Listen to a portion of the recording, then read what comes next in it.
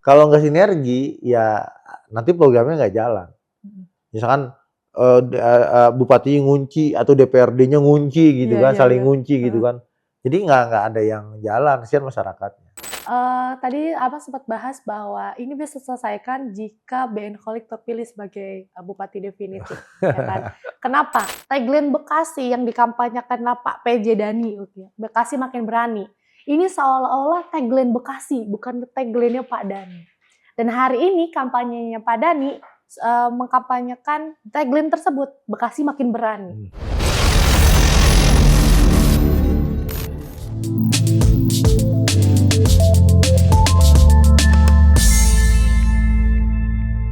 Assalamualaikum warahmatullahi wabarakatuh, RJ Setia. Jumpa lagi bersama saya Arsi Maulida dalam podcast Ujuk Bicara Bukan Sekedar Bicara. Kali ini seperti biasa saya sudah mengundang salah satu narasumber dari anggota DPRD Kabupaten Bekasi terpilih 2024-2029.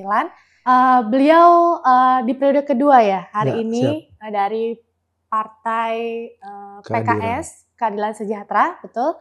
Dan kita akan membahas RJ Setia mengenai menakar kekuatan pilkada bukan sekedar janji. Kita akan mengulik ya bagaimana perspektif beliau, bagaimana pandangan beliau tentang tanggung jawab politik dan juga realitas implementasi janji-janji pilkada.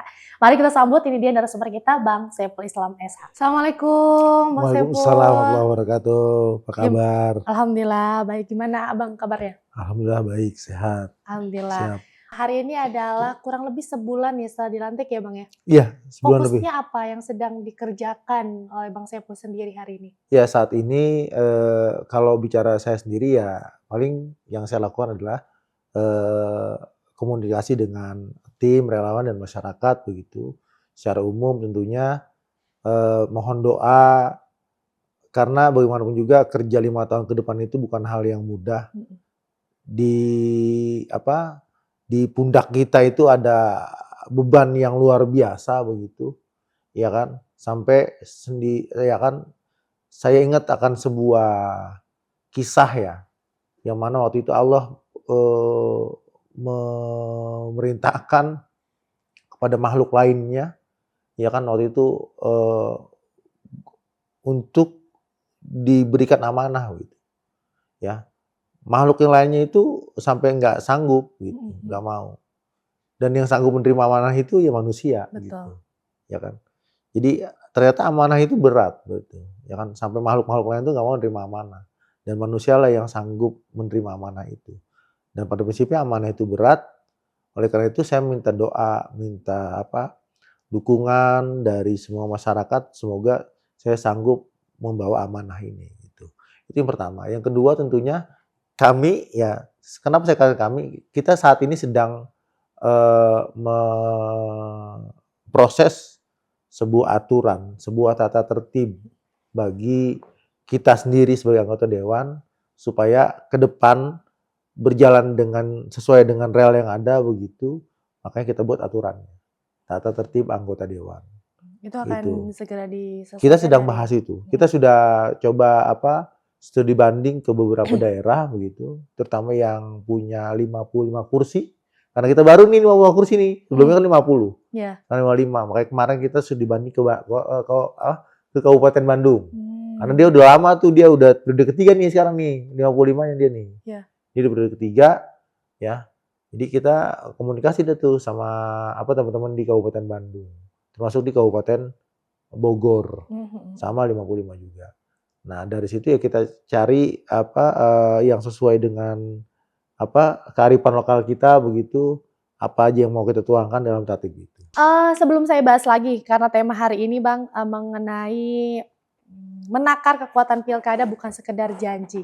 Aku mau tanya dulu, janji Abang waktu kampanye. Nah, saat di Dewan tuh apa sih Bang yang disampaikan ke ya, masyarakat? sebetulnya kan pada prinsipnya adalah bicara mensejahterakan masyarakat. Oke. Gitu. Artinya mengadvokasi keinginan masyarakat, ya. Dan itu tentunya menjadi tugas, menjadi tanggung jawab saya sebagai anggota dewan, dan ini harus diperjuangkan begitu, sesuai dengan janji dan sumpah kemarin banyak kan, memperjuangkan aspirasi masyarakat yang saya pilih kan begitu kurang lebih. Oke. Oh ada ini Ada, ya, ada prioritasnya yang saya iya, pilih gitu ya? enggak yang iya artinya di dapil ya, Oke. di dapil, Yap. ya kan di dapilnya begitu, Mhm. ya kan di wilayahnya begitu.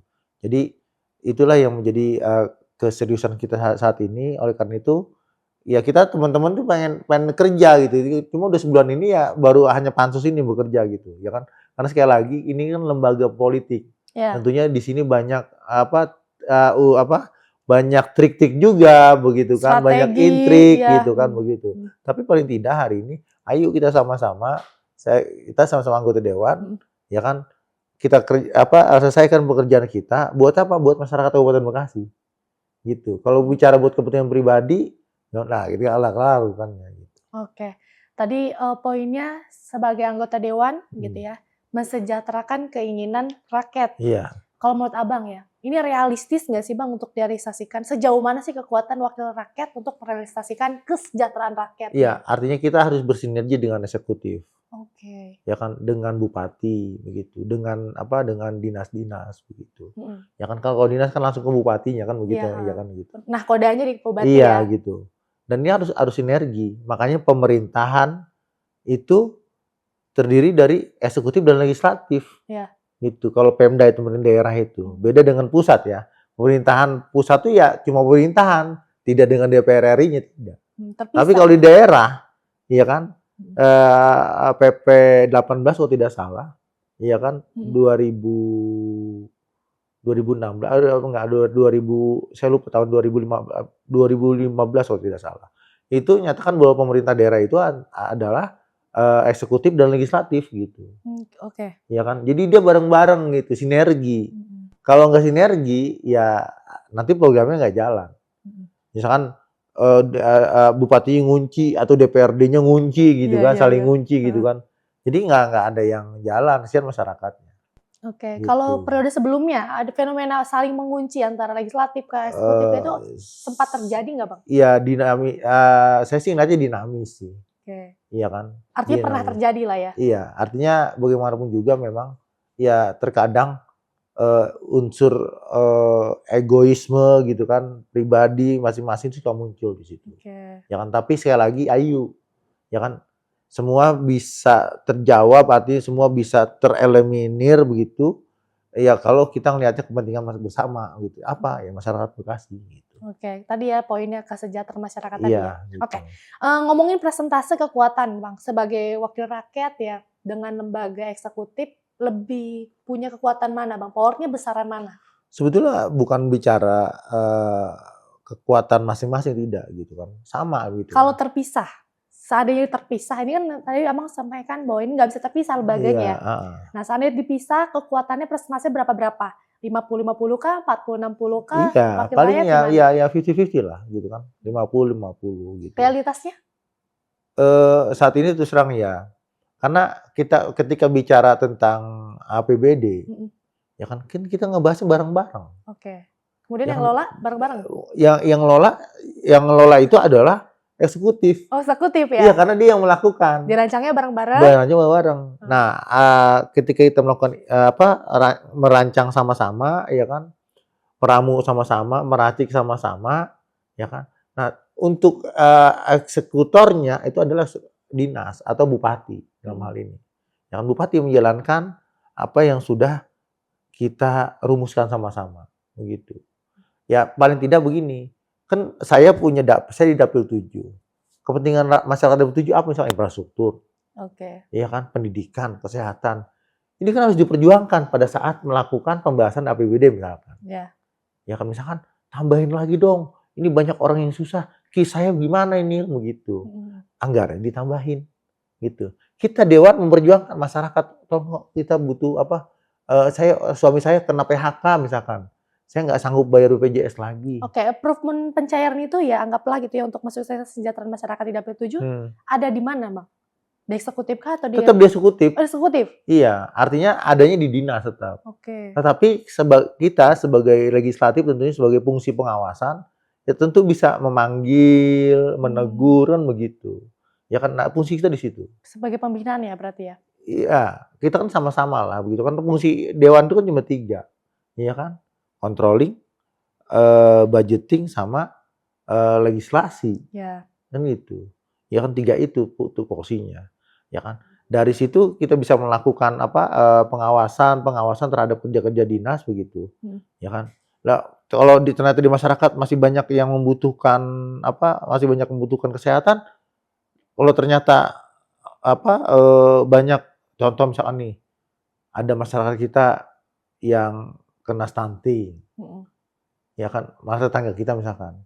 Masa saya diem aja? Kan nggak mungkin. Saya telepon dinas dong. Nih tolong ya, siap Pak Dewan begitu, ya kan? Siap Pak Dewan, keluhnya Ya gitu kan, ya. paling ya artinya bagaimana ini kan fungsi kita, Ya. begitu. Walaupun nanti pada saat pelaksanaan adalah dinas terkait begitu, seperti itu.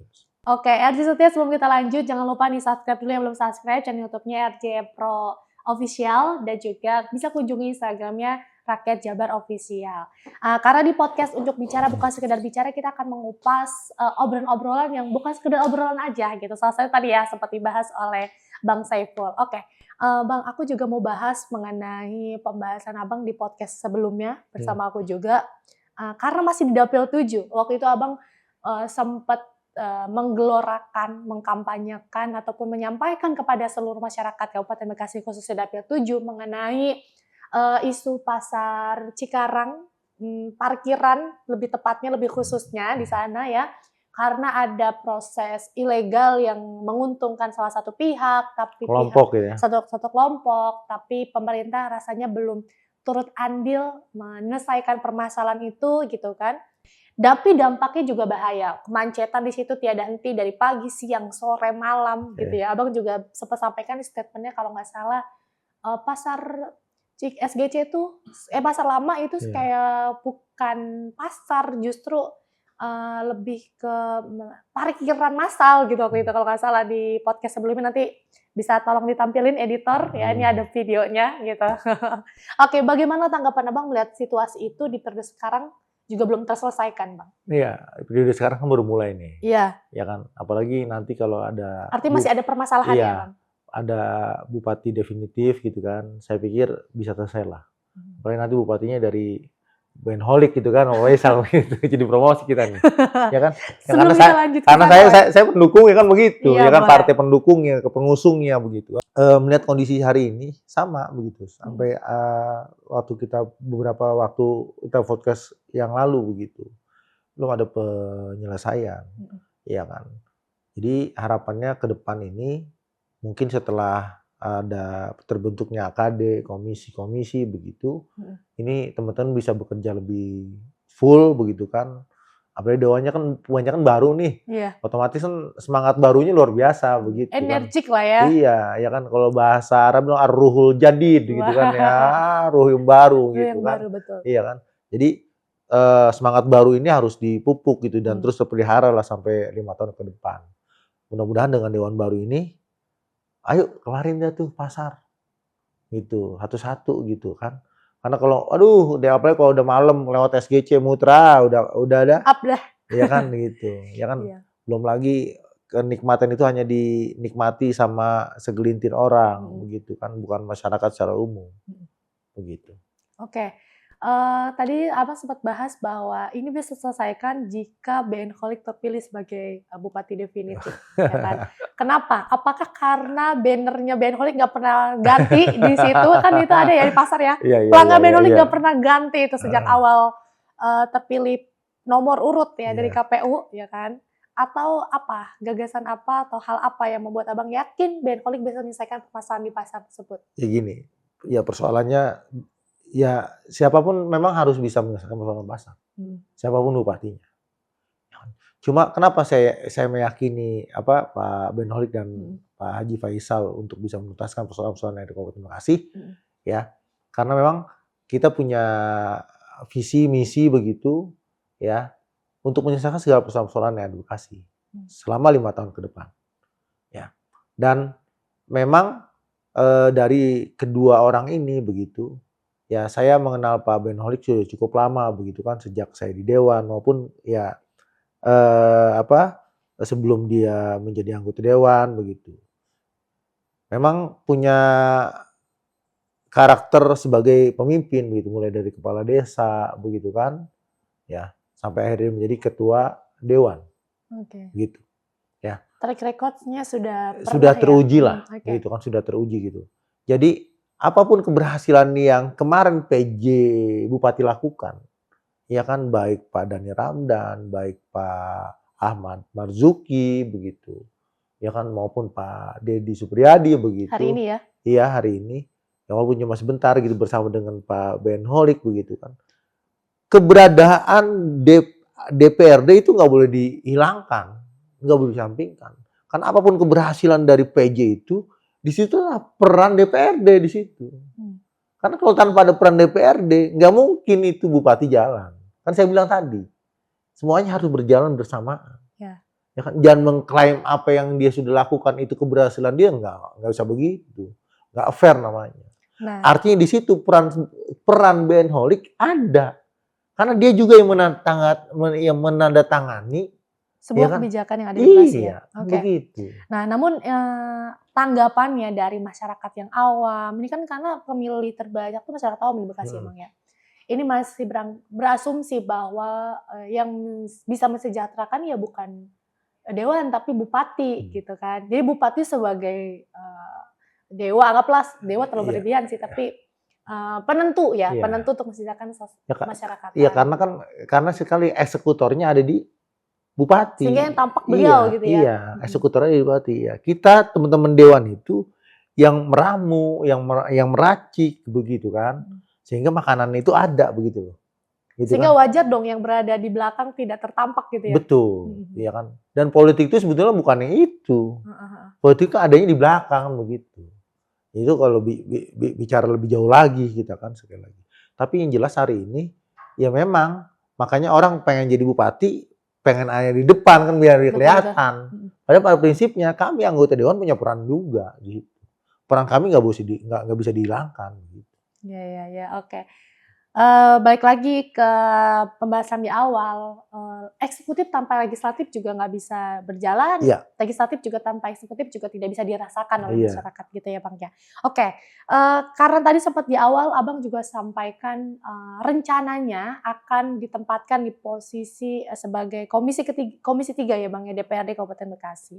Nah di sana itu kalau nggak salah ya bertanggung jawab dalam hal keuangan dan juga pembangunan ya Bang ya?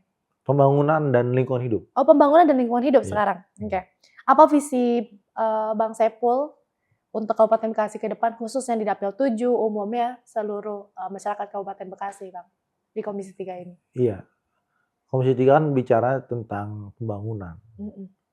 Pembangunan semua jenis pembangunan yang ada di Kabupaten Bekasi itu yang mengerjakannya adalah dinas. Ya, ini kan dinas-dinas pembangunan, ada Perkimtan di situ. Iya. Ada Cipta Karya, ada juga Bina Marga. Iya kan? Lalu juga ada sumber daya air di situ. Ya, ini dinas-dinas yang membangun. Gitu. Dinas-dinas yang membangun sehingga boleh dibilang dinas ini yang akan melihat sebetulnya pembangunan yang ada di Kabupaten Bekasi itu ada atau enggak sih gitu. Atau bisa terlihat Kabupaten Bekasi itu ada enggak sih dari dinas ini nih. Dari dinas-dinas ini. Gitu. Ya. Kalau ditanya kenapa saya kembali di Komisi 3 gitu. Ya kan? Pertama mungkin saya yang paling tahu di situ gitu untuk di fraksi PKS gitu ya. Sehingga saya kembali diamanahkan di Komisi 3 gitu. Ya nggak perlu ngeraba-raba lagi lah itu intinya. Seperti itu. Oke, RJ Setia ini makin menarik karena kita akan coba bahas di tahapan hari ini ya. Kita di dalam Pilkada serentak 2024 hari ini sudah masuk pada tahapan kampanye ya Bang ya. Kurang lebih sebulan lagi ke tahapan kampanye sampai pemilihan di tanggal 24 November. 27 November, mohon maaf. Baik. Di tahapan kampanye ini sesuai dengan tema podcast kita ya, menakar kekuatan pilkada bukan sekedar janji. Nah, janji-janji itu artinya lebih sering disampaikan pada tahapan-tahapan kampanye ini ya, baik tahapan kampanye di sosial media ya. Hari ini juga sudah ramai tuh di Instagram, di TikTok, di Facebook, juga di baliho-baliho dan juga langsung ketemu dengan masyarakat janji-janji untuk masa depan Bekasi yang lebih gemilang, lebih maju, ini juga disampaikan oleh semua pasangan calon bupati dan wakil bupati Kabupaten Bekasi. Tentunya kita ya tadi kan disampaikan tentang menakar janji begitu kan, gitu. Karena memang jualannya janji saat ini, bukan jualan bukti. Kalau bukti itu nanti setelah dia jadi, gitu. Tinggal kita menagih janjinya, mana buktinya, gitu. Kan ada waktu 5 tahun ke depan, Iya. ya kan. Misal di pasangan Ben Holik dan Haji Faisal, ya kan. Kita ingin segala pelayanan sebagai modal dasar sebuah pemerintahan, tentunya ini harus menjadi prioritas, ya kan. Pelayanan apapun, kesehatan, pendidikan, ya kan, pelayanan infrastruktur, kan begitu. Ya, jadi ini menjadi prioritas kita, ya. Dan misal, ya kan, salah satu janjinya Ben Holik, ya, satu keluarga, satu sarjana misal. Ini janji. Artinya di situ bagaimana kita bukan saja mengentaskan pendidikan dasar 12 tahun, ya kan. Tapi kita malah sudah mengarah kepada sesuatu yang lebih bagus gitu. Artinya apa? Minimal satu keluarga itu harus ada satu sarjana. Gitu. Artinya kan sudah meningkat lebih jauh nih begitu. Bukan cuma bicara tentang dari SD sampai SMA, tidak cuma itu 12 tahun, tapi kita malah itu. Artinya nanti di satu keluarga itu kita akan berikan beasiswa. Ya. Gitu. Oke. Seperti itu. Hari ini kan Abang berada di barisannya paslon 2 ya, Iya. Ben Holik dan Haji Faisal gitu ya. Sebetulnya ini agak sensitif mungkin ya, saya akan coba tanyakan, tapi terserah Abang. Ya Abang memang pilih di paslon 2 ini instruksi partai atau memang keinginan pribadi Bang? Gini, kita beranjak atau kita berawal dari partai politik. Oke. Gitu. Ya. Sebenarnya tadi saya kenal Ben Holik itu sebelum dia jadi anggota dewan. Jadi sudah lama. Ya kan? Saya mengenal Haji Faisal apalagi karena satu partai. Ya. Gitu. Ya. Kalau yang lain saya dengan Dr. Asep, saya dengan Ade Kunang gitu ya. Saya kenal kita menjadi anggota dewan. Walaupun Dr. Asep rumahnya dekat rumah saya. Ya. Gitu. Ya kan. Jadi kalau dengan Pak Dhani Ramdan ya ketika saya jadi anggota dewan, ketika dia jadi PJ begitu. Artinya ketika orang kenal lebih lama tentunya secara emosional juga beda kan begitu. Itu yang pertama. Artinya secara pribadinya itu. Trust-nya sudah terbangun ya? Kalau bicara tentang partai, ya saya harus nurutin patron partai dong begitu. Ya kan? Karena partai saya mendukung Ben Holik Haji Faisal, yang mana salah satu kader kami, kader PKS ada Bang Haji Faisal, maka mau tidak mau, ya kan, saya akan totalitas, ya kan, memperjuangkan, memenangkan pasangan Ben Holik Haji Faisal. Itu menjadi siapapun itu bukan cuma saya, ya kan. Kalau bicara kenal ya saya kenal semua calon itu. Ya, bicara kedekatan, bicara paling dekat ya itu tadi. Saya dengan Ade Kunang saya dekat, gitu. Saya dekat. Boleh tanya apa Ade Kunang, gitu. Tapi karena ini pertama tadi, ya kan, ada kader PKS yang ikut, ya kan, dalam konstelasi pilkada ini, maka mau tidak mau, saya sebagai kader partai, sebagai struktur partai begitu, ya harus turun total untuk memenangkan pasangan Ben Holik dan Haji Faisal. Artinya tidak bertolak belakang dengan emosi Bang Saiful juga ya? Oh tidak, gitu. Ya tidak ada sedikit pun. Gitu. Ini saya rasakan ya Bang ya, nanti Abang boleh bantah, boleh tidak terserah Abang. Mengenai ngomongin masyarakat Bekasi ya Bang ya. RJ Setia juga mungkin rasakan. Tagline Bekasi yang dikampanyekan Pak PJ Dhani, Bekasi makin berani. Ini seolah-olah tagline Bekasi, bukan tagline-nya Pak Dhani. Dan hari ini kampanyenya Pak Dhani mengkampanyekan tagline tersebut, Bekasi makin berani. Hmm. Bahkan bahkan masyarakat itu di sekolah-sekolah Bang, yang saya rasakan setiap saya ngisi diskusi di sana, fotonya selalu foto Bekasi dulu, foto Bekasi makin berani. Jadi itu menjadi simbol, udah menjadi khas di Bekasi ya Bang ya. Apakah ini mempengaruhi posisinya BN-Holic dalam kampanye di paslon kedua Bang? Secara politis mungkin bisa saja. Tetapi kami yakin, dan kami sangat yakin gitu, bahwasanya dengan gaya kami, dengan teknik kami, dengan strategi kami begitu, kami yakin akan memenangkan pilkada ini. Oh gitu. Iya kan? Jadi silakan saja dengan slogan-slogan. Kami juga punya slogan, pemimpin baru Bekasi maju. Itu slogan kami. Begitu. Ya kan? Sesuai dengan RPJMD, RPJPN nasional begitu kan, maju dan berkelanjutan. Kenapa itu kami lakukan? Karena Pak BN-Holic itu kan dari Gerindra. Dan hari ini Gerindra Pak Prabowo sebagai ketua umum Gerindra adalah presiden terpilih begitu. Ya kan? Mau tidak mau pusat dan daerah ini harus nyetel kan gitu, harus matching begitu. Makanya slogan Bekasi pemimpin baru Bekasi maju itu menjadi slogan kami begitu. Dan mudah-mudahan ini akan terus bersinergi dengan pusat nantinya. Seperti itu. Jadi buat kami silakan saja dengan slogan-slogan yang ada begitu. Dan kami yakin dan kami sangat yakin kami dapat memenangi pilkada kali ini. Walaupun dirasa itu menjadi kultur ya, walaupun itu menjadi kulturnya masyarakat gitu. Karena tanpa sadar tadi seperti saya sampaikan di awal, itu menjadi kebiasaan, ya kan? Kebiasaan dalam tanda kutip gitu ya Bang ya. Ya memang ada pernah saya bilang, jangan kampanye saya bilang gitu. Nah, karena mereka tidak sadar kalau itu adalah proses kampanye tanpa sadar gitu kan. Gitu.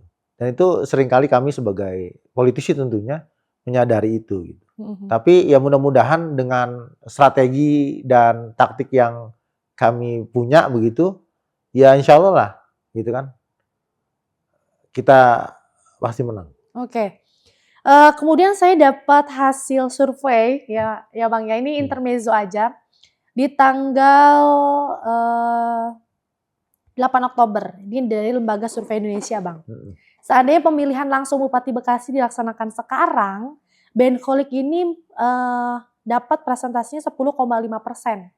Dani Ramdan 43% bersama Haji Romli, 27% Ade Kunang dan Asep Surya. Selebihnya 19,5% tidak tahu atau tidak jawab. Ya.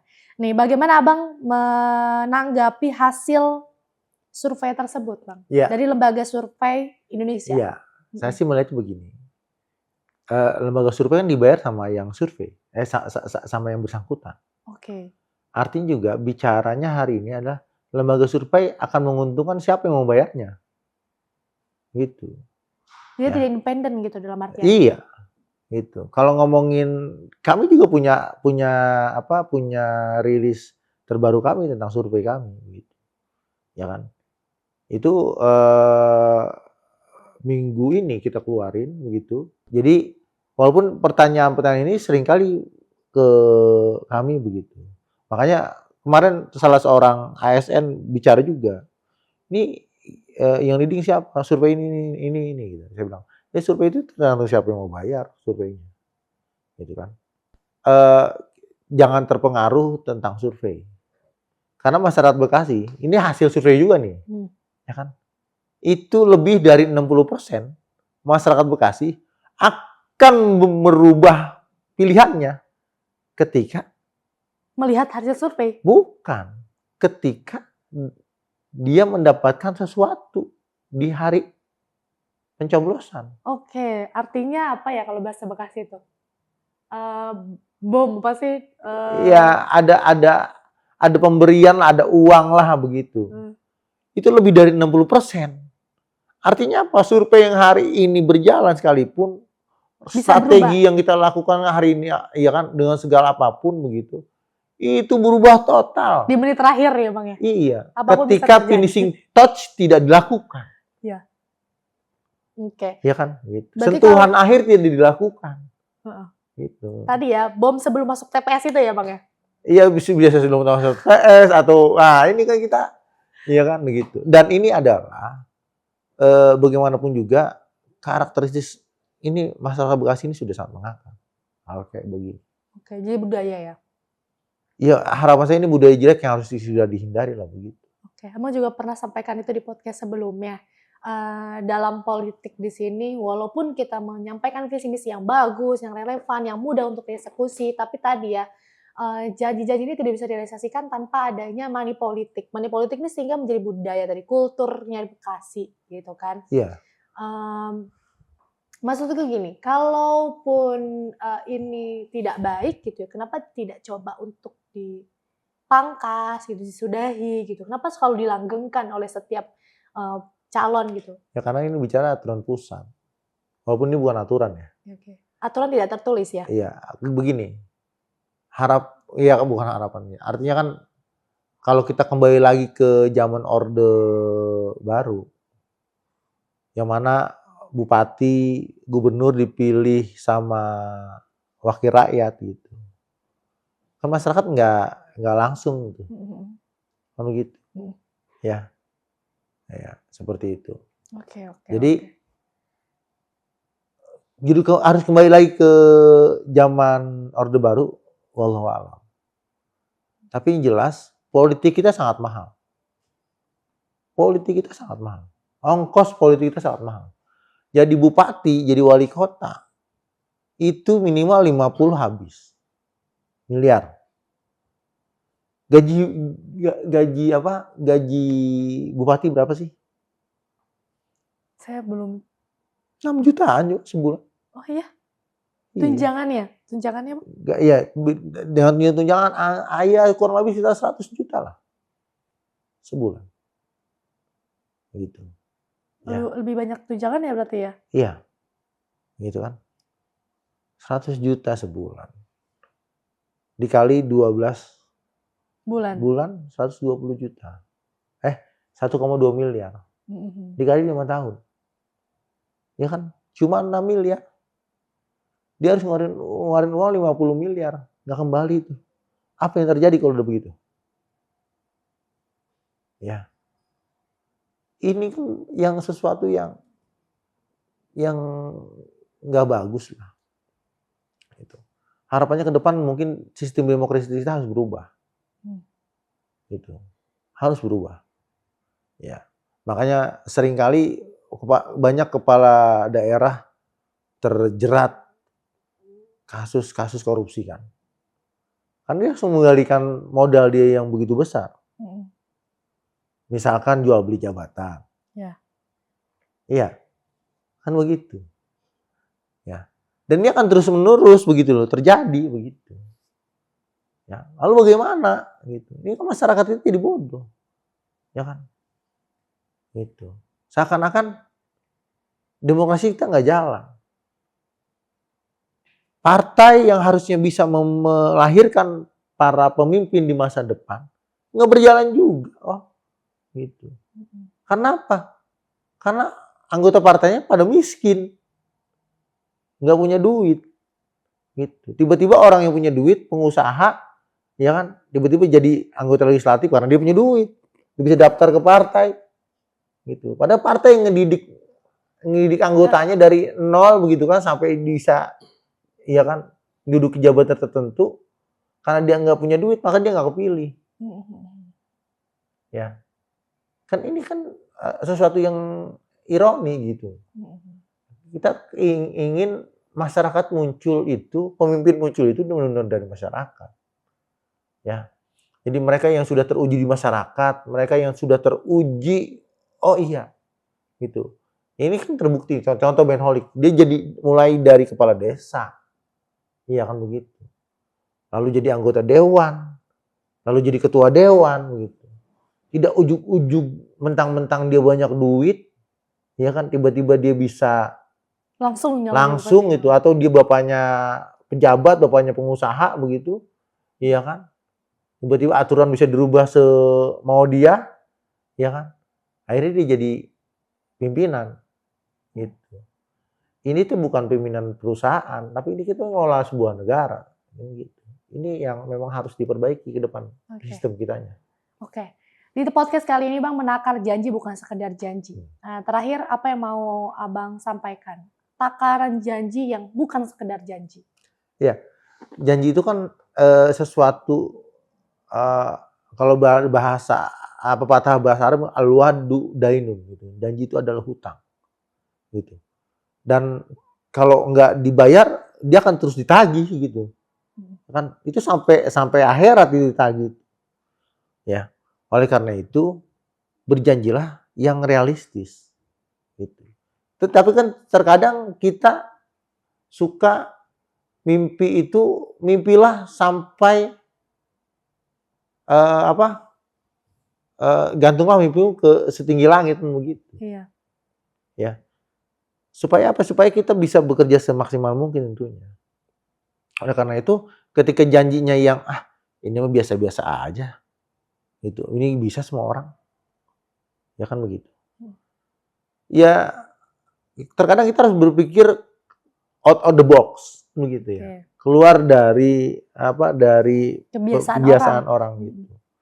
Dan ini juga jarang juga kita miliki. Oleh karena itu saya pikir janji-janji manis segala macam ya. Selama dengan cara dia, dengan mekanisme yang dia punya, mungkin bisa begitu. Bekasi punya anggaran cukup fantastis. Betul. Kalau ukuran Kabupaten Bekasi. Bisa nggak tuh misalkan sampah yang menggunung di Burangkeng bisa hilang? Saya katakan bisa. Tapi kalau orang lain yang berpikir, mungkin nggak mungkin kayaknya. Kan begitu. Ya. Jadi kalau semuanya bisa, contoh lagi misalkan,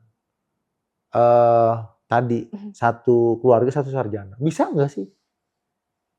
Bisa, gitu, ya, sangat bisa, ya. Kita punya anggaran loh, kita bisa alokasikan dan lain sebagainya, ya. Jadi janji-janji yang hari ini politisi lakukan atau calon-calon lakukan, saya pikir masih realistis, begitu, masih sangat realistis, ya. Karena janji itu harus ditunaikan selama 5 tahun, bukan pada saat dia jadi 100 tahun ya tidak, tapi 5 tahun ke depan, ya. Jadi insya Allah selain tadi saya bilang janji-janji lain, saya bilang masih sangat realistis lah, gitu. Kalau toh tujuannya untuk mesejahterakan masyarakat Kabupaten Bekasi, ayo kita dukung. Dan terakhir tentunya saya sebagai tim sukses dari pasangan BNHOLIC, pilih ya BNHOLIC Faisal, pemimpin baru Bekasi Maju. Oke, terima kasih Bang Saiful sudah berbincang-bincang di podcastnya Unjuk Bicara, bukan sekedar bicara. Oke, Bang Saiful terima kasih sudah meluangkan waktunya. Sama-sama.